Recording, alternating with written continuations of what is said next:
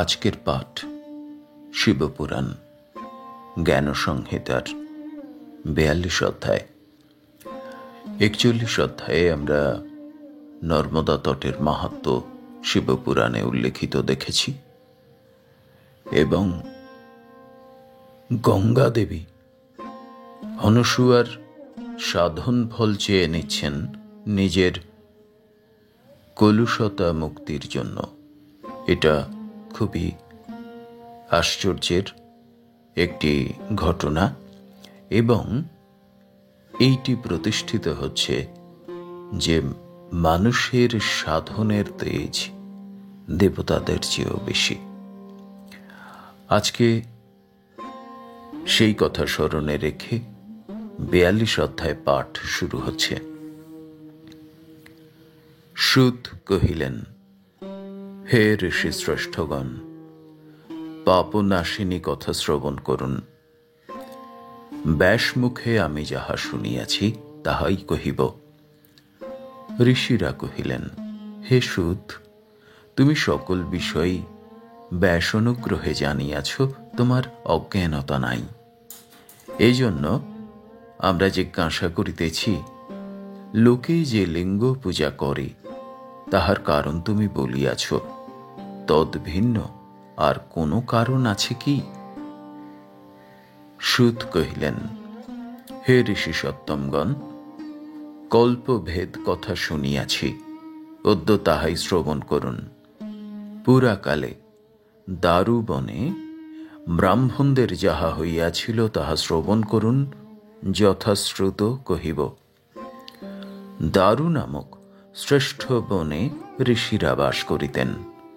সকলে শিবভক্ত, শিবধ্যান পরায়ণ। তাহারা ত্রৈকালে শিব পূজা করিতেন এবং ধ্যানমার্গ পরায়ণ হইয়া নানাবিধ স্তব মন্ত্র দ্বারা শিব সেবা করিতেন।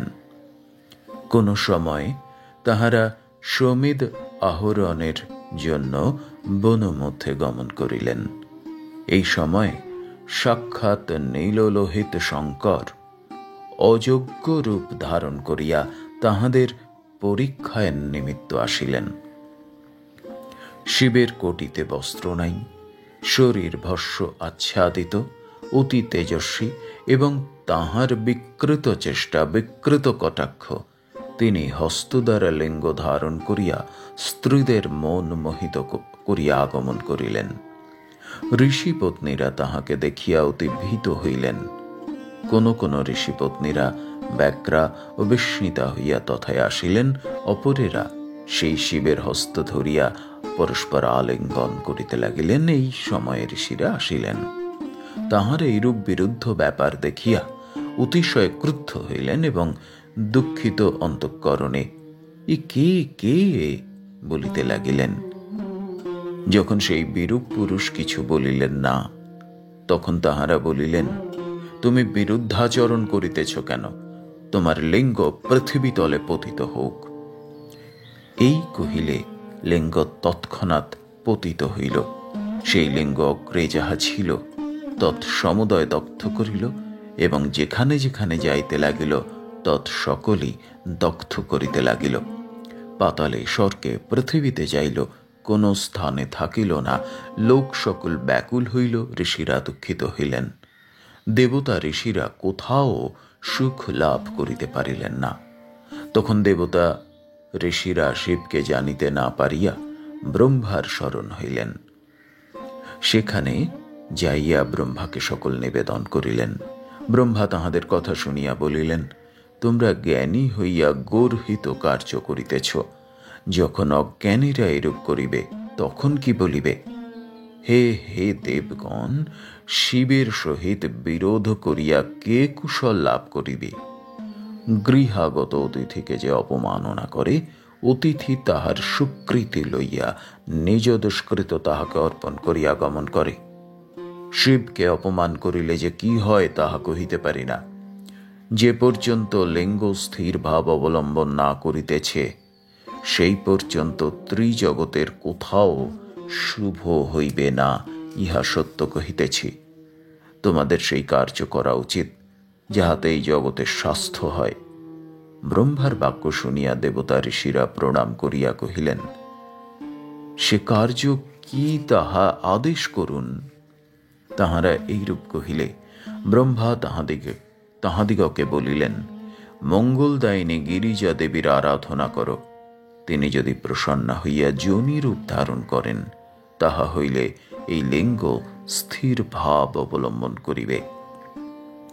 মহাদেবের আরাধনার নিয়ম এই প্রকার।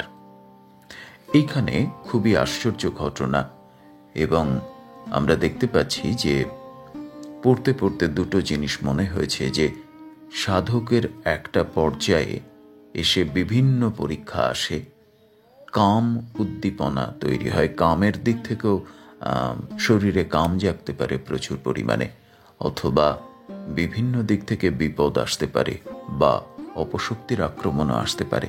এটা সাধনের একটা ধরন।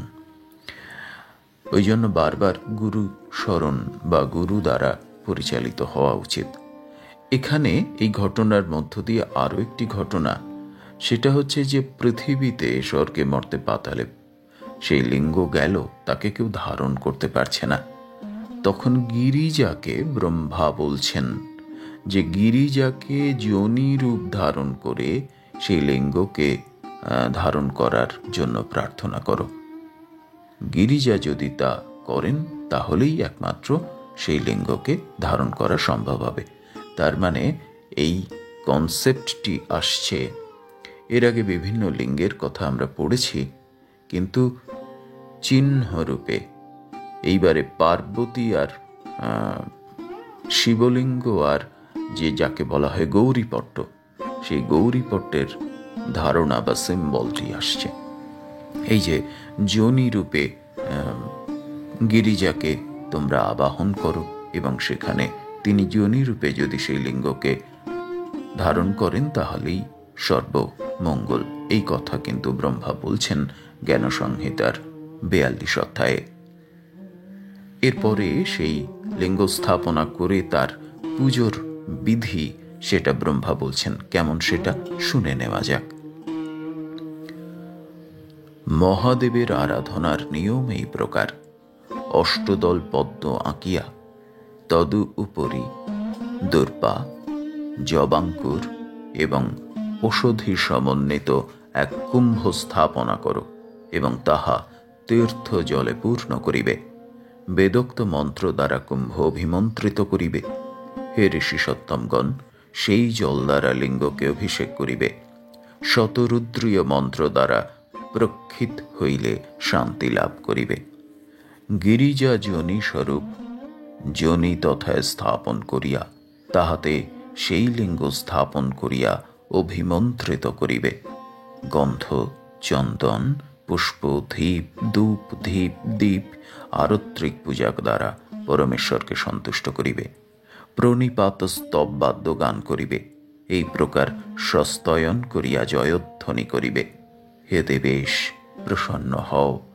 হে জগৎ আনন্দকারক, তুমি কর্তা, তুমি পালক, তুমি সংহারক, তুমি জগতের আদি, তোমা হইতে জগৎ উৎপন্ন হইয়াছে। তুমি জগতের অন্তর্গত হইয়াও সকল লোককে পালন করিতেছ। হে শুভ, শান্ত হও। এই প্রকারে স্তব করিবে। এইরূপ করিলে নিশ্চয়ই স্বাস্থ্য হইবে। দেবতারা এই প্রকার অভিহিত হইয়া ব্রহ্মাকে প্রণাম করিয়া গমন করিলেন। অনন্তর শিবের শরণাপন্ন হইয়া দেবতা ঋষিরা পরম ভক্তি সহকারে পার্থিব শিব পূজা করিতে লাগিলেন। শঙ্কর আরাধনায় সন্তুষ্ট হইলেন। পার্বতী বিনা অন্যা লিঙ্গ ধারণ করিতে সমর্থ হইবে না। তিনি ধারণ করিলেই শান্তি হইবে। দেবতা ঋষিরা এই বিবেচনা করিয়া ব্রহ্মাকে অগ্রে করিয়া গিরিজাকে প্রসন্ন করিয়া প্রার্থনা করিলেন। পার্বতী তাহা পূর্ণ করিলেন। দেবঋষিরা পূর্বোক্ত বিধি দ্বারা যথাবিধ মন্ত্রে উত্তম লিঙ্গ স্থাপন করিলেন। স্তব পূজা মন্ত্র দ্বারা সকল লোকের সুখের নিমিত্ত মহাদেবকে পরিতুষ্ট করত অবস্থিতি করিলেন। শিব কৃপাযুক্ত হইয়া বলিলেন, আমি প্রসন্ন হইয়াছি, লোকের সর্বদা সুখ হইবে। ভগবান এই কথা বলিলে দেবতা সকল ঋষি সকল আহ্লাদিত হইয়া পুনঃ পুনঃ প্রণাম ও স্তব করিলেন, এবং ব্রহ্মা বিষ্ণু রুদ্র ইহারা দয়ালু হইয়া সেখানে সকল সুখ বিধান করিলেন। লিঙ্গ স্থাপিত হইলে জগতে সুখ হইল। সুত কহিলেন, প্রসিদ্ধ যে সকল লিঙ্গ এবং এই লিঙ্গের প্রভেদ কি তাহা বলি শ্রবণ করুন। পার্থিব রুদ্র প্রদর্শিত যে লিঙ্গ, সেই লিঙ্গই এই। এতৎ অতিরিক্ত জ্যোতির্লিঙ্গ বিষয়ে সংশয় নাই। মক্ষিকা পাদ প্রমাণ শিব নির্মাল্য স্পর্শ করিবে না। তাহা শুনিয়া ঋষিরা কহিলেন, কেন শিব নির্মাল্য স্পর্শ করিতে নাই? সুত কহিলেন, হে ঋষিশ্রেষ্ঠগণ, তোমরা ভালো কথা জিজ্ঞাসা করিয়াছ, যাহা শুনিয়াছি কহিব। দক্ষ সাপে এবং এখানকার এই দারুবন ব্যাপারে যে দোষ হইয়াছে, তৎ সমস্তই লিঙ্গ পক্ষে জানিবে, কিন্তু ভক্তের কোনো দোষ হইবে না। আর রুদ্র প্রদর্শিত লিঙ্গেই দোষ হইবে, সেই লিঙ্গেরই নির্মাল্য গ্রহণ নিষিদ্ধ। 42 অধ্যায় সমাপ্ত। ওম নমঃ শিবায়, ওম নমঃ শিবায়, ওম নমঃ শিবায়। খুবই আশ্চর্যের কাহিনী আমরা এখানে পেলাম। তবে কয়েকটি বিষয় যেগুলো পয়েন্ট আউট করার মতো। পার্থিব লিঙ্গ এই প্রথম আমরা জ্ঞানসংহিতায় আলোচনায় দেখতে পেলাম। পার্থিব লিঙ্গ হচ্ছে অবশ্যই গৌরীপট্ট বা যোনি দ্বারা, পার্বতী গিরিজা যোনি দ্বারা তাকে প্রতিষ্ঠিত করতে হবে। এই যেখানে তাই বলা যে এই লিঙ্গের প্রভেদ হচ্ছে এই পার্থিব লিঙ্গ। পার্থিব রুদ্র প্রদর্শিত যে লিঙ্গ, সেই লিঙ্গই এই। তাই সদা সর্বদা পার্থিব লিঙ্গকে গৌরীপট বা গিরিজা যোনি দ্বারা, গিরিজা যোনির সিম্বল হিসেবে গৌরীপট্টকে বলা হয়, তাকে দিয়ে পার্থিব লিঙ্গকে অবশ্যই ধারণ করাতে হবে, প্রতিষ্ঠা করাতে হবে এক জায়গায়। শিব এবং পার্বতীকে এইভাবে সিম্বলাইজ করা, প্রতীকী করা। আরেকটি আশ্চর্য কথা এখানে আমরা পেলাম যে শিব নির্মাল্য গ্রহণ করা অনুচিত, শিব নির্মাল্য গ্রহণ করা যাবে না, এটা কিন্তু এখানে আমরা পেলাম। তবে আরেকটি কথাও এই অধ্যায়ে রয়েছে যে ভক্তের কোনো দোষ নেই, ভক্তের কোনো দোষ নেই। ভক্তিভাবে থাকলে কোনো দোষ হবে না। এইরকম কিছু কথা আমরা 42 অধ্যায়ে পেলাম। পরবর্তী কাহিনী শুনে নেব 43 অধ্যায়ে অন্য কোনো সময়ে।